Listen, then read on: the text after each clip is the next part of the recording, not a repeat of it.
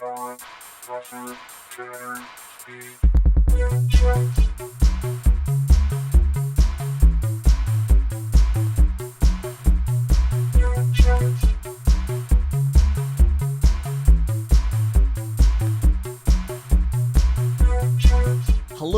and welcome to the first official Friday Patchats. For those of you who maybe are not one of the 30 people watching my Instagram stories or 5 or 6 people who check my Facebook page, I've been teasing a big announcement all week, Friday, big announcement on Friday, and the announcement is that we got some brand new branding, marketing materials for the YouTube banner and the Facebook page and the Instagram. And the little detail that you might notice on those new brandings is it says new video on Wednesdays, which if you're one of my avid 54 subscribers, you probably know that, in fact, I do put out a new video every Wednesday. But the new detail is that it also says new podcast every Friday. Now, again, the diehard Laugh at Pat fans, my 54 subscribers, they remember and know that I've been typically posting a new podcast the first Tuesday of every month. And, while I thought it was nice to be, kind of a little bit stressed every week, making a brand new video, putting it out, trying to, market it and whatnot on social media and everything, I thought, why not do a little bit more? Why not stress myself out more? Why not annoy my partner a little bit more with my stress about my creative projects that nobody is making me doing or cares if I have a deadline or not? I was like, why not do more with that? So now, new podcast also on Friday. Now, the other part of the announcement, again, in case you missed it, is, okay, so I'm doing a podcast on Fridays. That's fun and exciting. Podcasts are fun. I love Pat content. Now I'm getting double Pat content every week. That's good. I enjoy that. I like it. But podcasts are, I like to also sometimes listen to them on my phone or on a run or in the car, audio only. Well, great news. Problem addressed and solved. All of the hashtag Patchats and some of the Laugh at Pat videos are going to be available in audio-only form on, Spotify, Apple Podcasts, Amazon Music, all the typical places that you consume podcasts. They are now available. So that was part 2 or 3 or I don't know, some part of this big announcement. And the last detail is if you're thinking to yourself like, okay, so you've got the YouTube page and with the videos and you've got the podcast now, and it's a lot to keep track of, and I just want one place that I can go to just keep track of it all, keep it all in one place, and just get all of my binge my Pat content whenever I want it. Well, again, problem addressed and solved. Now you can go to laughatpat.com or patrickmorecomedy.com. Both web addresses take you to the same page, which is where you can find all the Laugh at Pat shiz and whatnot. And so there you have it. That's the big announcement, and that's what takes us here, Friday, December 4th. And we're recording the first Friday podcast, first Friday Patchats. Now,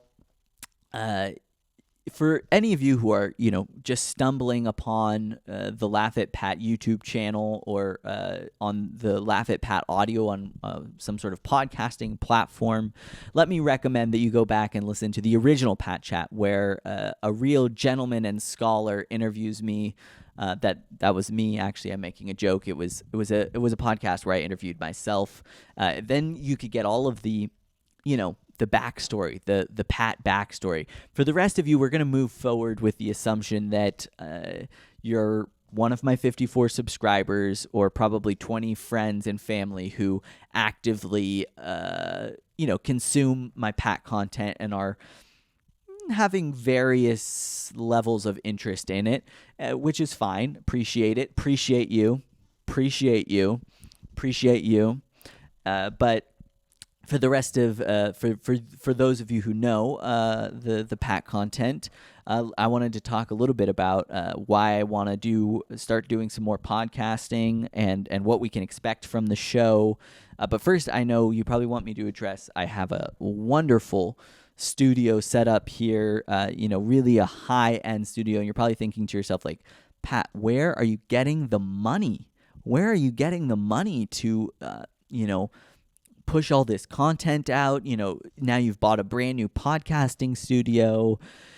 No, this is my girlfriend's roommate's bedroom door, which I have commandeered while he's at work as my new podcasting studio backdrop. Of course, in the future, I'm hoping to have something a little bit classier, a little bit nicer. But for now, I think this door is just a nice first step. I also don't have any professional lighting, so probably just generally this doesn't look so great. But I think the audio is good, so at least we have that. So to talk a little bit about why a podcast now, Patrick?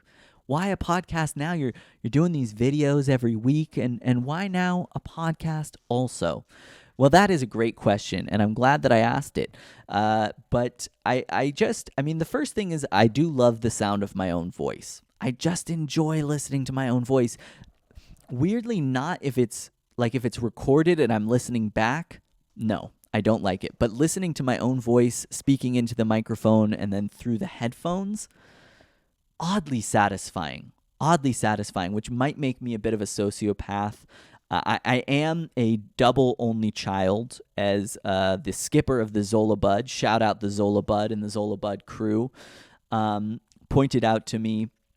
I was describing my childhood, and he was asking me about my parents, and I was saying I was an only child, and we started talking about family, and it started to kind of come out that, my godparents also, who I spent a good amount of time with growing up, also didn't have a child. And in fact, most of the adults in my life growing up, my kind of family, or my parents' kind of chosen family, did not have children. And he was laughing, and he's like, so you're not just an only child, you're like a triple only child.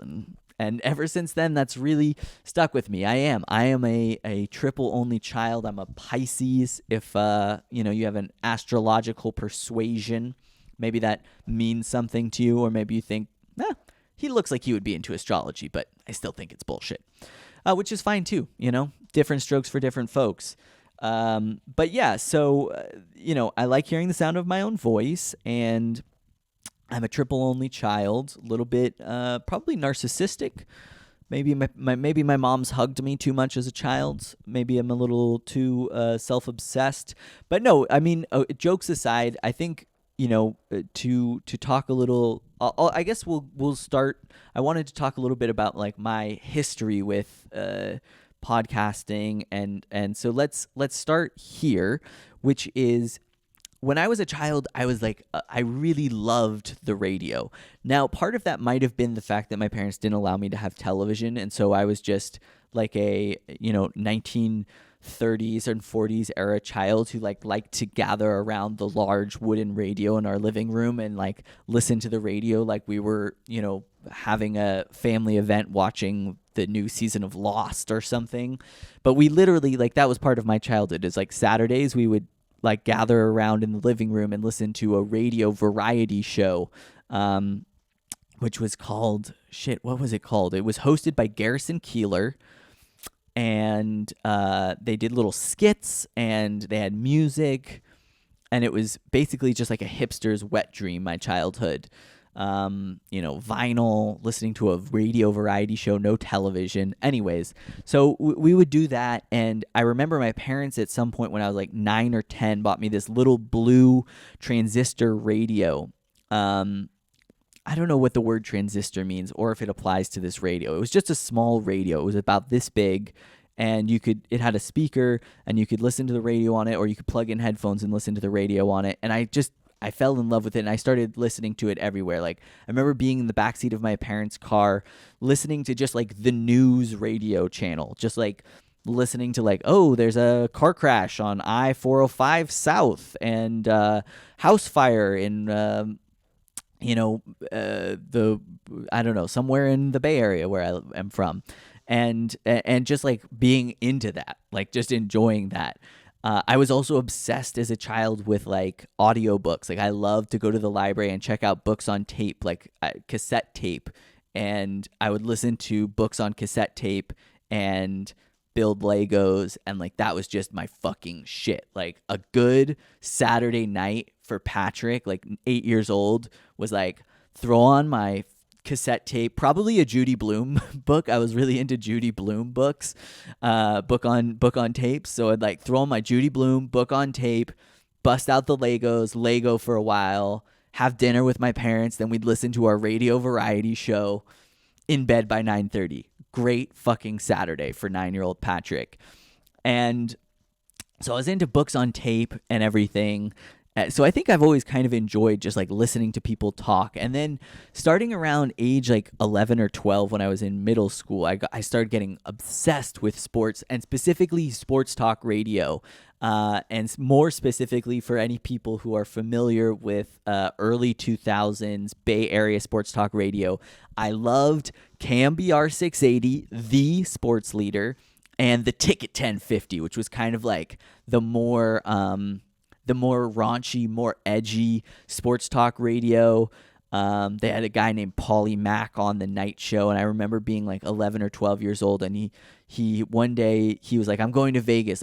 Like people call in with your like Vegas strip club stories, and I mean that 11-year-old Pat, like that made me feel some things as an 11-year-old. I thought it was like just so edgy and cool. Anyways, eventually the Ticket 1050 got bought by KMBR 680, and it became KMBR 680/1050, and they kind of cornered the sports market. But I could literally tell you right now, and I'm going to, even though it is uninteresting and probably unfunny, the radio lineup when I was a kid, like it started off with Murph and Mac in the morning, which I think was like 5:30 to 9:30, Murph and Mac in the morning. So I'd get up for school, have my cereal before school, and I'd listen to Murph and Mac in the morning. I'd bring my little blue radio, listen to it on the way to the school bus, like listen on the bus, Murph and Mac in the morning. And then from like 9:30 to noon or something, it was Gary Radnich. And Gary Radnich was like a local TV sports guy on a TV station called Cron 4. And he had his call-in radio show, which I would not listen to so much, but I would literally sometimes I would fake sick in middle school. I remember we had lived in this little apartment for like a year and a half between when we were moving and trying to find a new house, and I remember faking sick like several times there, and I just spent the day listening to sports talk radio, like the whole day. That was like my fun sick day, was just hanging out in the apartment, listening to sports talk radio, listening to dudes call in and like rant about the Niners and the Raiders and the Warriors. And so, yeah, Gary Radnich. And then at noon, it was Tom Barry, I think. Tom Barry? Am I remembering that right? Rick Barry. Rick Barry would be at noon. He was a former Golden State Warrior, successful basketball player, and by far the worst on the KMBR lineup, in my opinion. I was not super into him, and he just seemed, I don't know, I got a vibe from him like he was a dick somehow. And then at 3 p.m., it was the Razor and Mr. T, Ralph Barbieri and Tom Tolberg. Tom Tolberg, a former basketball player, and Ralph Barbieri, a broadcaster, and they had a good dynamic. And Ralph Barbieri, he carried himself like he had an edge to him. He would ask kind of the tough questions sometimes, and that was like by far my favorite radio show. I would like listen to that on the way home from school every day. Like listen to it while I was doing homework. I loved the Razor and Mr. T. And as I was thinking about it, when I was a kid, Ralph Barbieri, he would always sign off the show with this line that as a 12-year-old, I thought like, Ralph Barbieri, he's so smart, dude. He's like the sickest dude. He would always sign off the show and he would be like, and always remember, angels fly because they take themselves lightly. And 12-year-old Patrick was like, oh, fuck yeah, that's so sick. And as an adult, I'm like, what a weird way to sign off your show. Like, is that a saying? Did you come up with that? That's stupid. Anyways, And then after the Razor and Mr. T was like the night show, who there were a couple different people, and I remember liking it, but I'm blanking on the names now, and I would listen to that as well. But they were not Polly Mack from the Ticket 1050. That was my favorite evening sports talk radio show. So I was obsessed with like sports talk radio and listening to this stuff, and I, for those of you who have watched the 30-year check-in, which if you haven't, I highly recommend it. It's one of my favorite videos I made, where I found this assignment I wrote when I was 14, and like me picturing myself at 35 as a 14-year-old. And so in that, I talk about like how I wanted to be a sports announcer when I grew up, and I was like, I really wanted to be a sports announcer. I announced all the games at my high school. At home, I would like watch games on TV and record on a little like cassette player, me announcing, and I would like listen back to it and I was like trying to improve. And then I got to college and I was like, I just don't like sports. Turns out like mostly what I like is getting drunk. And then I got into weed and I was like, actually, it's not just that I don't like sports and that I like drinking. It's that I don't like sports and I like drinking and I also like smoking weed. Those became my main hobbies, which my girlfriend at the time when we broke up, and I was like talking about, I was also a runner and I was talking about quitting running, and she called it so purely and it cut so deep because I knew it was true, but I was also like not emotionally mature enough to like recognize and do something about it or address it. But she was like, when I quit running, she was like, I'm worried that like now your main hobby is just going to be partying. And that is exactly what happened. And it was not great for my mental health, among other things. So she had some good insight there. Shout out to her. And so anyways, in college, I kind of gave up with the sports announcing thing. But then I got into podcasts. And the first podcast I got into was WTF with Mark Maron.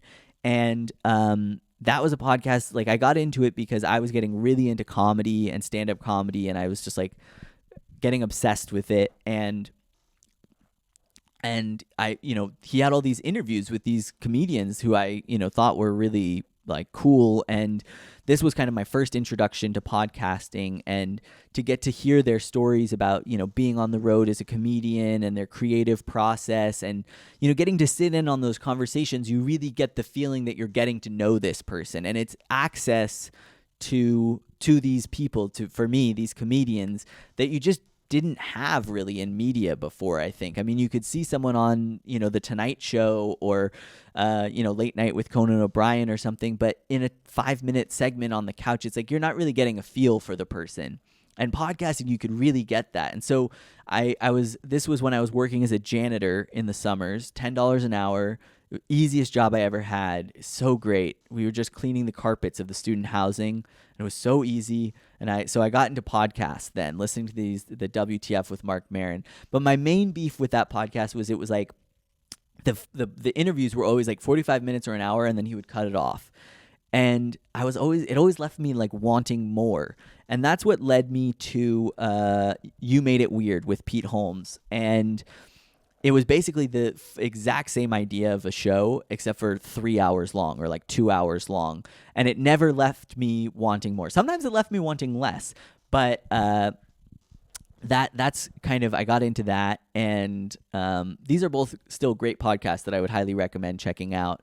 And so, yeah, I got into that. And then what kind of the next evolving part of like my listening and stuff is that on Pete Holmes' show, he started having on like religious scholars and like a nutritionist and just like other people besides just comedians. And I was like, oh, this is actually really interesting as well.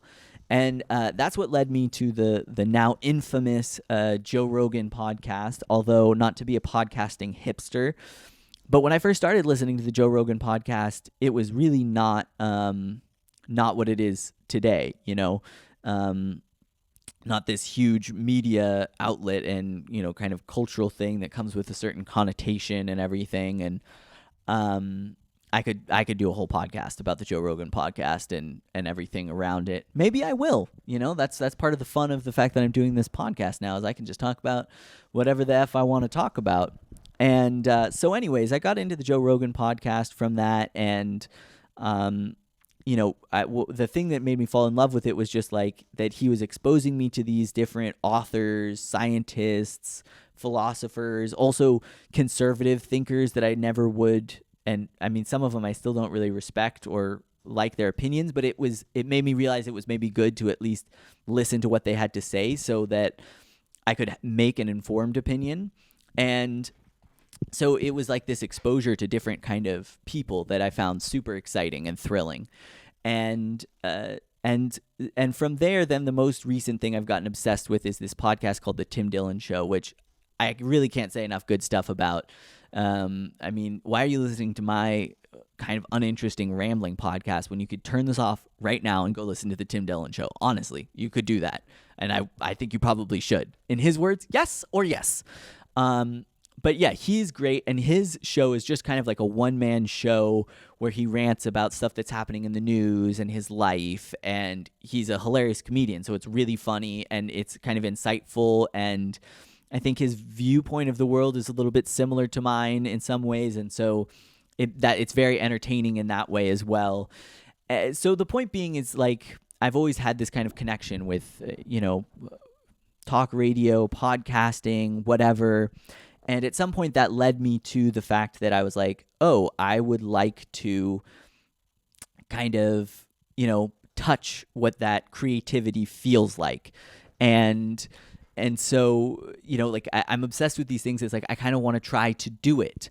The last podcast, I interviewed my friend Garrett, who runs the YouTube page Stimulus, which I recommend you check out. And in that podcast, he was talking about like seeing, a type of art and, really appreciating it and thinking that in his creative process, his goal is just to try to touch a little bit of the feeling of what it would feel like to create, something that's that good. And that's something I've really internalized and it means a lot to me. And I think, I didn't have that exact framing when I first got into it, but that's been a big, kind of part of my own creative journey is just, I think for a long time I always felt like, oh, if I make something, it's not going to be good, and then like it's not worth it. And part of my creative journey has been like, okay, let go of that a little bit and just let's try doing it and try to touch a little bit of what that would feel like. So I was always into this podcasting stuff, and then I started my first podcast called Pat's Podcast, and I interviewed different people in different jobs about what it was like to work in that career. And also I interviewed immigrants about what it was like coming to America. And I interviewed other children of LGBTQ parents or parent, and, talk to them about what it was like growing up with those parents. And I want to re-release some of those interviews now on this platform. Because I think those were kind of interesting conversations and I had a lot of fun doing it. And in that, I really learned, I loved all of these kind of conversational style podcasts, like free form, open-ended conversational style podcasts. And I thought to myself, like, it seems so easy. And then doing it, you realize it's like, it's a skill set. And, the way you get better at something is kind of practicing it. And so it was really fun to kind of interview more people and try to get better at interviewing and make it flow more and, keep the conversation moving and interesting and, listen well and ask good questions. And so, that was a really fun project. And then I decided, okay, I was traveling a lot and I wanted to be traveling more. And so scheduling interviews with people, finding guests, it wasn't going to be quite so easy. So I decided to pivot to doing this travel podcast called More to Explore, which is still available, moretoexplore.com, travel photos and whatnot. And so with that, I started making these like travel reviews, and I started doing the weekly Patchats series, which was kind of like a weekly audio diary. And I had a lot of fun doing it. It was like almost kind of therapeutic every week to like sit down, talk about what had been going on that week, and it was fun to kind of start to create a format and whatnot for the show. And so I really enjoyed doing that and working on that. But then, finally I moved on and decided, okay, I want to do this kind of more comedy based thing. And and I started the Laugh at Pat YouTube page, which has been my focus for almost the last year now. And this is the thing that I have to say, like, I feel like I've reached the thing where I'm like, okay, this is really what I want to be doing. I'm actually really proud of what I'm doing. I know it's not perfect. I know a lot of it is actually not even that good, but I feel like I see myself making progress. I feel like I'm learning, and it's super engaging for me. And it's something I'm actually proud of, where I actually want to tell people like, hey, you should watch this. Or like, I watch it and I'm like, oh, I like this. Like a few weeks ago, I went back and like looked through some of my old videos and I was like, oh, I like this one's really good. And a couple I was like, oh, that's kind of bad. But that one actually is pretty good again. So, you know, that's a really nice feeling, and I'm really happy to have found that. But I still love podcasting, and I was like, I want to be doing more. And my kind of goal for this year was that I want to treat my creative projects, since I don't work, as if it was my career, and really focus on it, 40 hours a week of creating stuff, trying to market it, trying to make it better, doing more. And so I thought that starting to do podcasting again was something else, was something nice to kind of add to the doing that what I'm doing with Laugh at Pat, and also that I could, starting to do these interviews again, I could work on that skill set that I enjoy. Like, I really enjoy interviewing, and also, like listening to something like the Tim Dillon Show is so inspiring to see the way someone can kind of just talk about what's going on in their life and make it super funny and super interesting and engaging.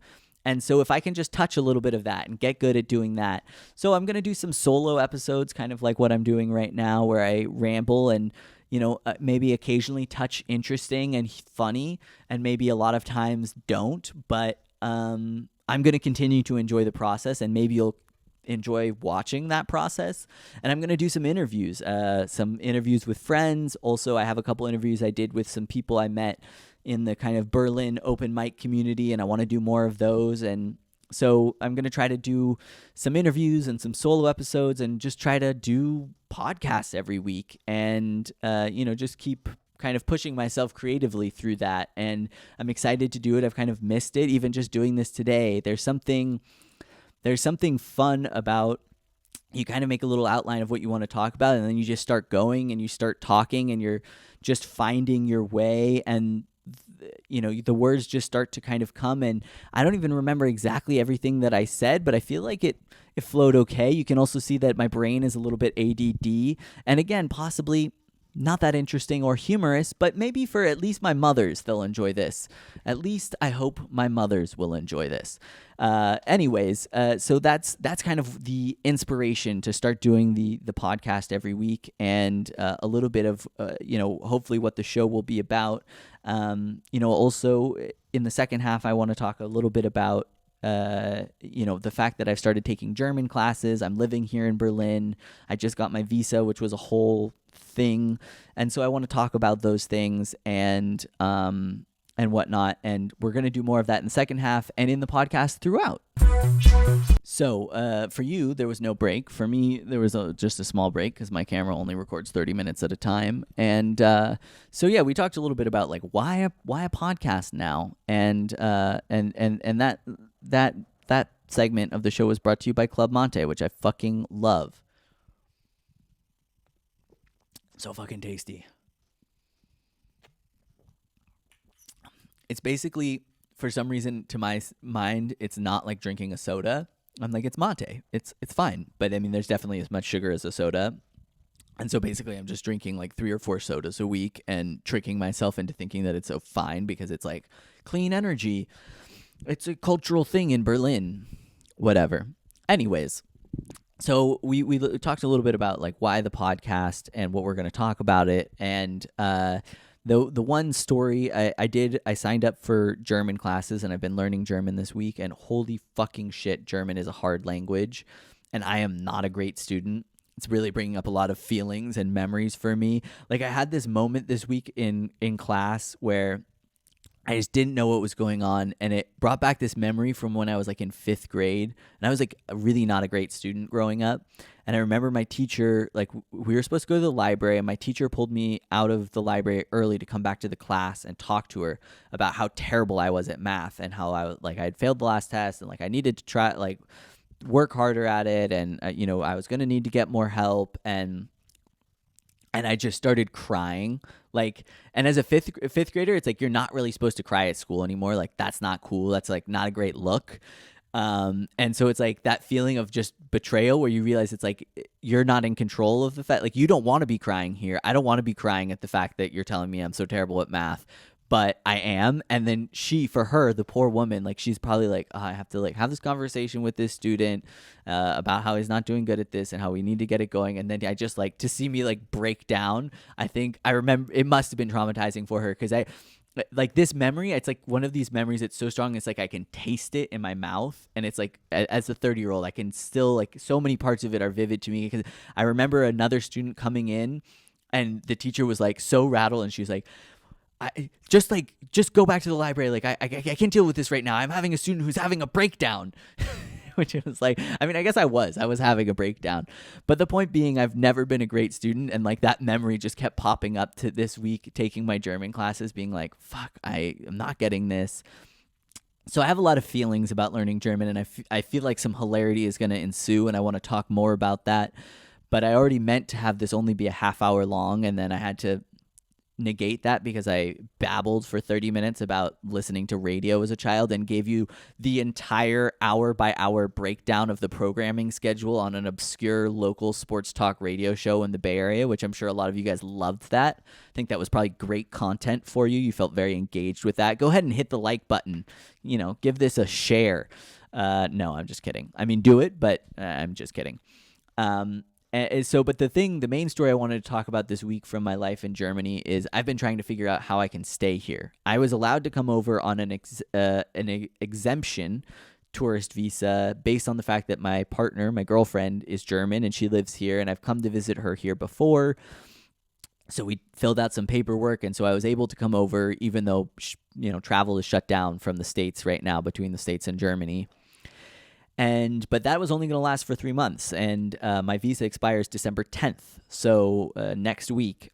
And so we were kind of looking for solutions, and we found this solution that if I signed up for a language school, that I could get a language school visa, which would allow me to stay for up to a year. And I only needed it for 6 months, so I could make it until next summer when I go fishing again. Which, by the way, if you haven't watched the Fishcast podcast or listened to the Fishcast podcast, I recommend it. Yeah, that's right. My podcast is mostly going to be me talking about other videos I made that I recommend to you. And that's how I feel like I'm making good content for you, adding good value. That's the word I was looking for. Anyways, so I'm like, okay, I can get this language school visa for 6 months. You have to sign up, for a full-time language school, 18 hours a week, 5 days a week. And you also have to, transfer money into a German bank account. And it's like they give you an allowance. So the account, it's a special type of account that will only give you a certain amount every month so that they know you won't run out of money and become like a drain on the social system here. And so you have to prove that you have enough money to support yourself. You have to get special health insurance because they don't want us, a dirty American taking care of their sweet, sweet free health care. And so, got the insurance, got, blah, blah, blah, paperwork, show that you have a place to stay. It's a whole process. It's a lot of stuff, which makes sense. You're getting a visa to stay, which is nice. But so I was like going through this process, and we were kind of trying to get an appointment online, and it turned out it was like really wasn't possible. And we ended up, both through the fault of the system and my own fault for not being on it enough, I kind of felt like, we'll figure it out. It'll be fine. We're going to figure it out. And that was maybe a mistake. So anyways, we figured out basically we were not able to book an appointment online. You usually have to do it like 3 months in advance, but they also tell you if you have a Schengen visa, you can't get an appointment unless it's like 4 to 6 weeks before your visa expires. So you're kind of in a catch-22 there as far as that. So your option is that you have to go to the immigration building. Now, you would think that maybe in the second largest city in Europe, the capital of Germany, that maybe they would have 1 or 2 or even 3 immigration buildings. No, they have 1 immigration building for these type of visas. They do a bunch of different, not just the language visa, but like a bunch of different student visas and working all this stuff. And 1 immigration building. and they have 1 day a week, Thursdays, that you can do a drop-in appointment. Now, typically for these drop-in appointments, people start getting in line at about 4 a.m. for the office, for the building to open at 7 a.m. And at 7 a.m. they'll give the first, however many people appointments for that day and tell you to come back at a certain time. Now, with Corona, they've cut down the number of appointments because they have less people working and stuff. So there were 300 appointments to hand out. And so we had read a little bit about this online. So we went at 1 a.m. in the morning to get in line because this Thursday, yesterday, was going to be my last chance to get a visa. Because next Thursday, my tourist visa expires. So if I couldn't get it yesterday, I needed to get a ticket home like ASAP because I was going to be illegal. And the one thing you don't want to do is be illegal and then have it screw up when you want to come back another time, So it was like a lot of pressure, and this whole week was stressful, like getting everything together and not knowing, like, am I going to have to all of a sudden buy a plane ticket home and kind of drastically change what I thought this, the next few months was going to look like. Stressful week. So we show up at 1 a.m. There's already like a shit ton of people in line. And our first reaction was like, oh shit, like we're not going to be able to get an appointment. And so we get in line and we talk to one of the security people and he's like, okay, you're about like 150. It turned out we were I was the 170th person in line. I got there at 1 a.m. and they give out 300 appointments. So we were safe, luckily. But yeah, we got there at 1 a.m. It was -4 degrees Celsius. And so everybody, it was like brutal. Like everybody's just like, we brought like chairs, blankets, hot tea in a thermos, a bunch of layers. And even still, it was freaking unbearable. And like people are like running up and down to try to stay warm. Like at one point, one of the security guys came up and like was checking on someone because it really looked like he was like passed out from the cold or something. So we're out there for 6 hours, like from about 1 a.m. till about 7:30.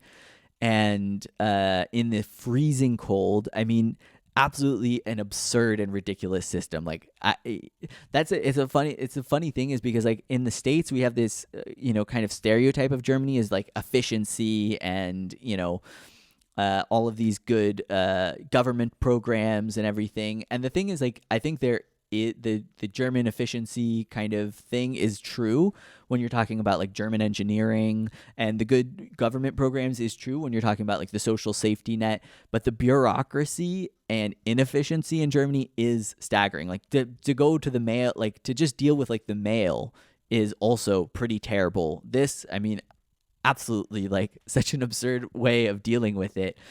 So anyways, we waited for like 6.5 hours in this -degree weather, freezing our tuchuses off, as they say, as my mothers would say, and got our little number. And they're like, come back at 11:15. So we went home, napped for like 2 hours. Then we came back at 11:15. We went in.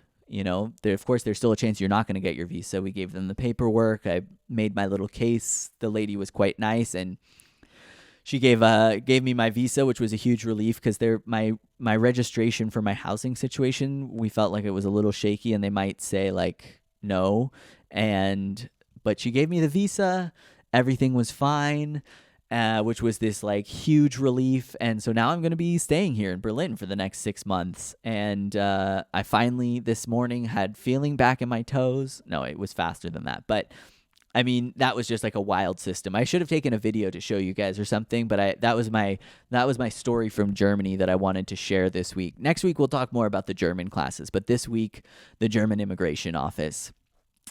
Also, I felt kind of stupid. Like I brought Anya with me because they said like bring a German speaker with you is a good idea, and then the lady totally just like spoke to me in English the whole time, and I felt kind of stupid that I made Anya go through all of that with me and everything, but the end of the story, because I believe that good stories are supposed to have like a kind of a beginning, a middle, and an end. And so the end of this story is that I got my visa and that I can stay. Yay. Now I do have notes here, not intensive notes, obviously. So one of the things I wanted to talk about, as I figure out the format for this show is, like what I'm into this week.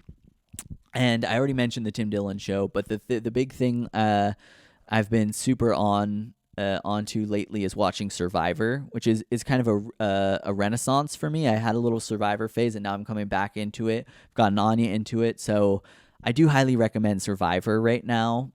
It's I always like I have a grudge against CBS. I feel like it's like garbage programming, and it's like for old people and like the type of Americans that I don't like, and I'm just like I don't like CBS.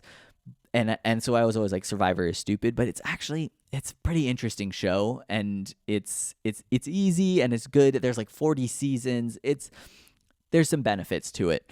So I wanted to recommend Survivor, and then also this musician Balkan Bump. He had a album come out sometime. I don't know. It might have been like 6 months ago. I just found it recently, but I had seen him open for another artist named Grammatic, and he plays the trumpet live and makes these kind of cool, I would say like Middle Eastern influenced beats, and like plays the trumpet over it. And I saw that he has an album out now, and I was listening to that a lot this week, and I thought it was really good. So I also wanted to recommend that to you guys. Probably in the future, I'm going to have this show formatted better, and it'll be a little, better recommendation than just what I just did, but just wanted to give a little tease of that. And then the other thing I wanted to do on the show was talk about like Laugh at Pat stuff. And this week, I think we're actually, you know what? I'm not going to. I'm just going to tease it and say there will be another video on Wednesday and another podcast on Friday. And that's fun and that's good. And that's all. I feel like we've done it. We made it. There it all is. So that's the first hashtag Friday Patchats, or Friday hashtag Patchats, I guess I should say. There's going to be new podcast every Friday, or at least until I get too overwhelmed with my German studies, and then maybe I'll stop doing it. But for now, there's going to be a podcast. There's at least this podcast. I can guarantee you that this podcast happened. So there's that for you to enjoy and consume. Thank you guys for listening. If you're listening to the audio version, if you're watching on YouTube, of course, don't forget to hit subscribe. If you're listening to the audio version, rate and review, all the normal stuff they say on podcasts and on YouTube videos. That's everything from me. Check back next Friday for an interview, I think, or maybe it'll be me again, but talking more in depth about how terrible I'm doing at learning German, and maybe we'll find some hilarity and fun in that. I don't know. We'll see. This is going to be a fun experiment. I'm excited to try to touch on something creatively with this. So we'll see what happens. Anyways, that's it. Thank you guys so much. Take care, and I will talk to you next week. Bye-bye.